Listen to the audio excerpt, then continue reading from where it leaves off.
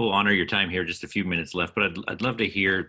There's what it feels like Chris and I are running into is like almost a debate between those that are like, you know what, we're not going to meet for the next 3 years, and that's fine. And then others who are, Hebrews 10:25, we need to be together right now, and that's it. Could you maybe speak to that tension as a pastor? Like where's that line on, should the church be meeting every Sunday? Is an online service, does that count as gathering? I'd love to hear just kind of like your pastor's heart on where would you point people to the Bible for that?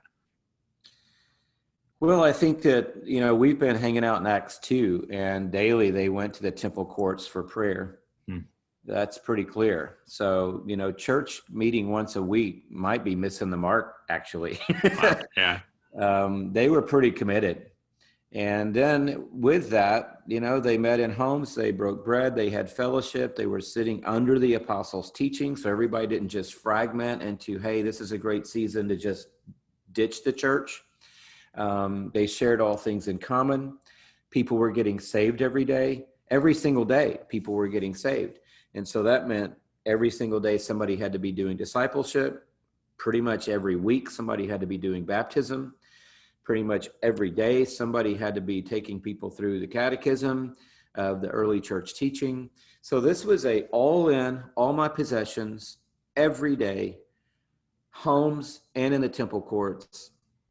We're so into this that it is our life versus Sundays I go to church and maybe one night a week I serve on one of the teams at church. So I think if people are asking that question, does the church need to come back together? Maybe they need to just, look back at what church really is, because I think we need to come out of this calling people to more and not to less. And I hope we come out of it and people aren't back into the, hey, I try to go 2 times a month if I can. And, if I can, I know they'll understand. And I was traveling this week and we were at our lake house, and that kind of church hasn't necessarily been revolutionary in bringing the lost to know Jesus. And that's the last part of that Acts 2 model is every single day, God added to their number those who were being saved. So whatever the answer to that question is, whichever model adds to your number every single day, people who are being saved go after that model. And if it's more about, we're going to kind of turn into a monkish mentality and say, we're just going to dial this thing down into a simple liturgy and a house church rotation, great. Are people getting saved every day? And if they're not, then what you're doing is not working.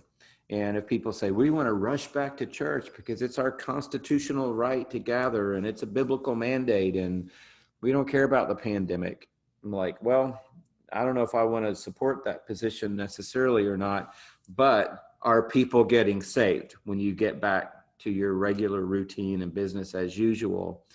And if people aren't getting saved, then I think the work and the power of the Spirit is going untapped, because that Acts 2 model is all about Spirit power, people getting saved.